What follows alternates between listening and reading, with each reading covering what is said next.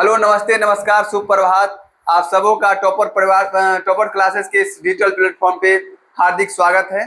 तो दोस्तों, आज हम लोग बात करने वाले हैं क्लास 10th का जो इकोनॉमिक्स यानी अर्थशास्त्र है उसके पहले चैप्टर की बात करने वाले हैं। तो बता दें कि सबसे पहले कि जो भी लोग इस चैनल पे नए हैं, इस चैनल को सब्सक्राइब कर ले तथा अपने दोस्तों के पास क्या करें, शेयर कर दे ताकि इस क्लास का लाभ उन तक भी पहुंचे। तो दोस्तों चलिए, अब यहाँ बात कर रहे हैं हम पहले चैप्टर यानी क्लास 10th का जो अर्थशास्त्र है उसके पहला जो चैप्टर है, चैप्टर का नाम क्या है? अर्थव्यवस्था एवं इसके इतिहास, अर्थव्यवस्था एवं इसके विकास का इतिहास।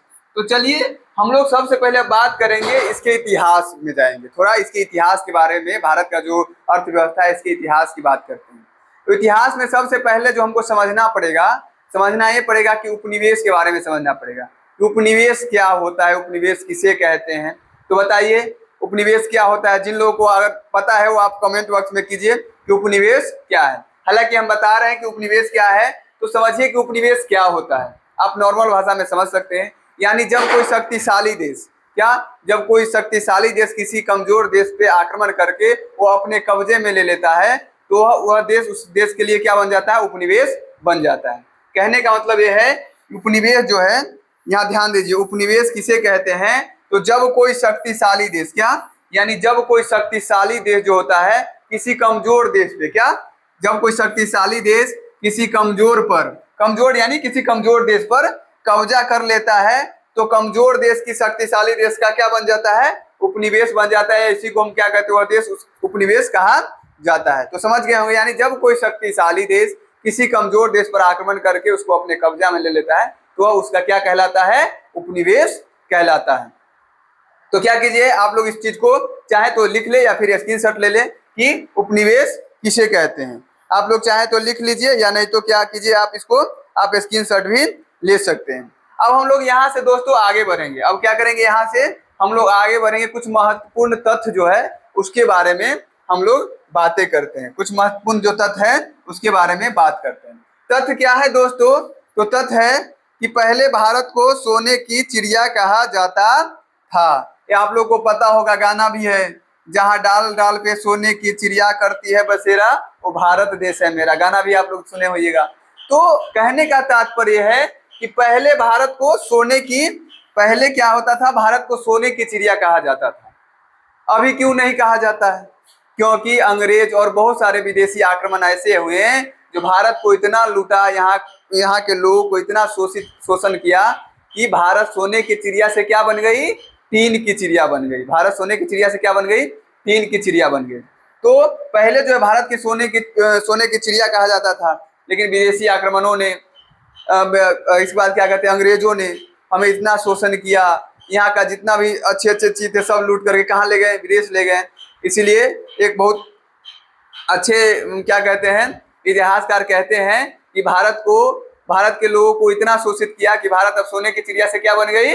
टीन की चिड़िया बन गई। अब चलिए दूसरा एक फैक्ट है इसी में, आप ध्यान दीजिएगा यहाँ पे, कि भारत 200 वर्ष तक अंग्रेजों के शासन का गुलाम रहा। यानी लगभग 200 वर्षों तक हम लोग क्या रहे? अंग्रेजों के गुलाम रहे। यानी लगभग 200 वर्षों तक भारत किसके अधीन रहा? अंग्रेजों के अधीन रहा। यानी हम लोग 200 वर्षों तक किसके गुलाम रहे? अंग्रेजों के गुलाम रहे।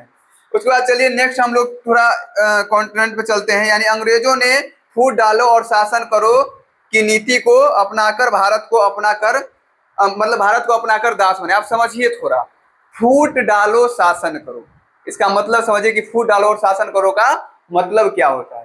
फूट डालो और शासन करो का मतलब क्या होता है? हालांकि अगर आप इस फैक्ट को अगर समझते होंगे तो आपके अगल बगल में भी यह नीति चलता होगा।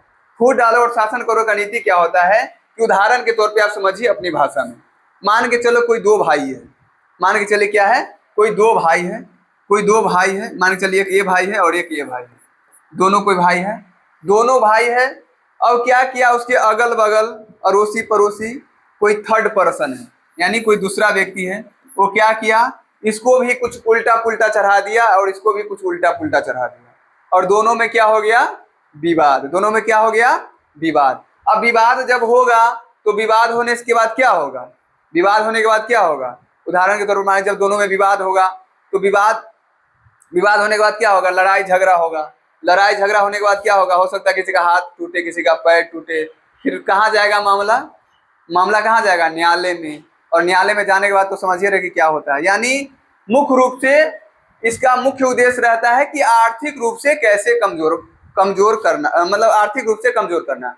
अंग्रेजों का जो यह नीति था, फूट डालो और शासन करो, उसका मुख्य नीति यही था कि आपस में दो समुदाय को लड़ाओ, और जब दोनों समुदाय कमजोर हो जाए तो उस पर क्या कर लो, मतलब कब्जा कर लो।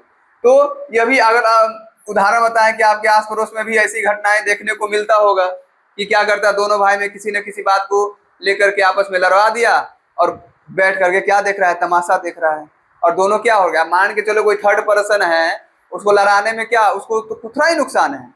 अगर मान के चलिए हम दो भाई हैं या दो भाई हैं, कोई थर्ड व्यक्ति आकर के हम दोनों को लड़ा दिया तो क्या होगा, हम दोनों का ही नुकसान है। बस यही कंडीशन उस समय था। फूट डालो और शासन करो का जो नारा दिया था अंग्रेजों ने, उसका यही था कि आपस में अलग अलग समुदायों को लड़ाना, और फिर जब वो कमजोर हो जाए, आर्थिक रूप से सामाजिक रूप से जब पिछड़ जाए, तो उस पर क्या करना, कब्जा कर लेना। यही अंग्रेजों ने फूट डालो और शासन करो की नीति को अपनाकर भारत को मतलब फूट डालो और शासन करो की नीति अपनाकर भारत को क्या बना लिया, दास यानी गुलाम बना लिया।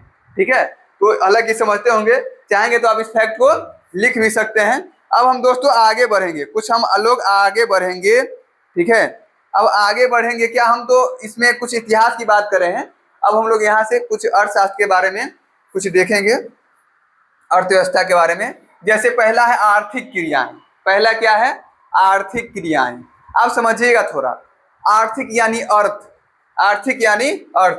जैसे उदाहरण के तौर पे समझिए, जैसे कोई व्यक्ति को मान के चलिए कभी आपको किसी से जरूरत पड़ जाए, तो गांव घर में क्या होता है, कहता है कि थोड़ा, अगर मान के चलिए किसी से जरूरत पड़ जाए, आप किसी से पैसा मांगने गए तो कहता है कि थोड़ा अभी मेरा आर्थिक स्थिति सही नहीं है। कहने का तात्पर्य क्या है, आर्थिक स्थिति का मतलब समझिए कि वहाँ उसके पास थोड़ा पैसा वैसा का क्या है, कमी। तो अब हम यहाँ आर्थिक क्रियाएं क्या है, तो आर्थिक जो क्रियाएं हैं वे सभी क्रियाएं जिनमें हमें आय, वो सभी क्रियाएं जिससे हमें क्या हो, आय प्राप्त होती है, उसे आर्थिक क्रियाएं कहते हैं। यानी आर्थिक क्रियाएं वे क्रियाएं होती है जिसमें क्या हो, जिससे हमें आय प्राप्त हो, या आय प्राप्त करने के लिए जो भी हम क्रियाएं करते हैं उसे हम क्या कहते हैं, आर्थिक क्रियाएं कहते हैं। आप दोनों तरह से डिफिनेशन दे सकते हैं। आर्थिक क्रियाएं का मुख्य उद्देश्य होता है आय प्राप्त करना। उदाहरण के तौर पे समझिए, मान के चलिए यहाँ हम पढ़ा रहे हैं, या कोई और व्यक्ति कोई अलग अलग काम कर रहा है, कोई मजदूरी कर रहा है, कोई गाड़ी चला रहा है, कोई जॉब कर रहा है, यानी अलग अलग क्रियाओं में संलिप्त है। उसका मुख्य उद्देश्य यही है क्या, पैसा कमाना, धन कमाना, आय प्राप्त करना, यानी पैसा या धन कमाना, वही हुआ। तो ये सभी क्रियाएं जिससे हमें आय प्राप्त होती है उसे हम आर्थिक क्रियाएं कहते हैं, या आय प्राप्त करने के लिए किए गए सभी कार्य आर्थिक क्रियाएं कहलाती हैं। तो ये समझ गए होंगे हालांकि आप लोग। अब है अर्थव्यवस्था क्या है। अब क्वेश्चन है अर्थव्यवस्था क्या है, या अर्थव्यवस्था किसे कहते हैं। तो अर्थव्यवस्था एक ऐसी तंत्र है जिसके अंतर्गत विभिन्न प्रकार के आर्थिक क्रियाएं संपादित की जाती है, उसे अर्थव्यवस्था कहते हैं। अब क्या होता है अर्थव्यवस्था में, थोड़ा समझिएगा कि अर्थव्यवस्था में जो विभिन्न प्रकार की आर्थिक क्रियाएं तो एक नहीं हो सकती है। आप उदाहरण के तौर पे समझिए, कोई ड्राइवर है तो अपना गाड़ी चलाकर अपनी जीविका उपार्जन करता है, कोई टीचर है तो पढ़ा करके, कोई मजदूर है मजदूरी करके, कोई राजमिस्त्री अपना वो काम करके, कोई अलग अलग चीजों में लोग कहीं ना कहीं आर्थिक क्रिया में क्या होता है, संलिप्त रहता है, कार्य करता है। ये सभी का जो मिला जुला स्वरूप होता है, यानी ऐसा तंत्र जिसके अंतर्गत विभिन्न प्रकार के क्या हो, आर्थिक क्रियाओं का जो एक सम्मिलित रूप होता है, उसी को हम क्या कहते हैं, अर्थव्यवस्था कहते हैं। यानी ऐसा तंत्र जिसके अंतर्गत विभिन्न प्रकार के आर्थिक क्रियाएं क्या हो, सम्मिलित हो, उसे हम क्या कहते हैं, अर्थव्यवस्था कहते हैं। अब दोस्तों चलते हैं इससे आगे, हम यहाँ से अब हम क्या चलते हैं, आगे चलते हैं, थोड़ा आगे चलते हैं। अब आगे कहाँ चलिए, देखिए यहाँ अब है अर्थव्यवस्था। यानी अर्थव्यवस्था का थोड़ा हम एक और स्वरूप देख लेते हैं। यहाँ अर्थव्यवस्था का एक और स्वरूप देख लेते हैं। जैसे अर्थव्यवस्था, तो अर्थव्यवस्था समाज के सभी आर्थिक क्रियाओं का क्या है, योग है। यानी जो अर्थव्यवस्था है उस समाज यानी अर्थव्यवस्था समाज के सभी आर्थिक क्रियाओं का योग है। यानी समाज के जितने भी आर्थिक क्रियाएं का मतलब सीधा समझिए आप, वो सारे कार्य जो धन प्राप्त करने के लिए, रुपया प्राप्त करने के लिए किया जाता है। अब इसमें हम चलते हैं, एक बहुत बड़े क्या है अर्थशास्त्री थे ब्राउन। उन्होंने एक चीज कही थी, अब ध्यान से अगर देखेंगे किनके अनुसार, ब्राउन के अनुसार अर्थव्यवस्था क्या है, अब ध्यान दीजिएगा। तो ब्राउन के अनुसार अर्थव्यवस्था आजीविका अर्जन की एक प्रणाली है। यानी ब्राउन साहब ने कहे थे जो अर्थव्यवस्था है आजीविका उपार्जन के लिए, अपने यानी जीवन यापन के लिए क्या है, जीवन यापन के लिए किए गए अर्जन यानी एक प्रणाली है। क्या समझे, क्या है अर्थव्यवस्था आजीविका अर्जन करने के लिए क्या है, एक प्रणाली है। तो ध्यान दीजिएगा यहाँ पे ब्राउन साहब के अनुसार क्या है अर्थव्यवस्था, तो अर्थव्यवस्था आजीविका अर्जन की एक प्रणाली है। आजीविका अर्जन का तात्पर्य समझ गए ना, कि हमारा जो आजीविका मतलब जहां हम अपने जो भी बेसिक मूलभूत क्रियाएं हैं उसको सही ढंग से हम प्राप्त कर सके। तो दोस्तों तो फिलहाल के लिए आज के वीडियो में इतना ही, फिर हम इसका जो नेक्स्ट पार्ट होगा उसमें मिलेंगे। तब तक के लिए बाय बाय, जय हिंद, जय भारत।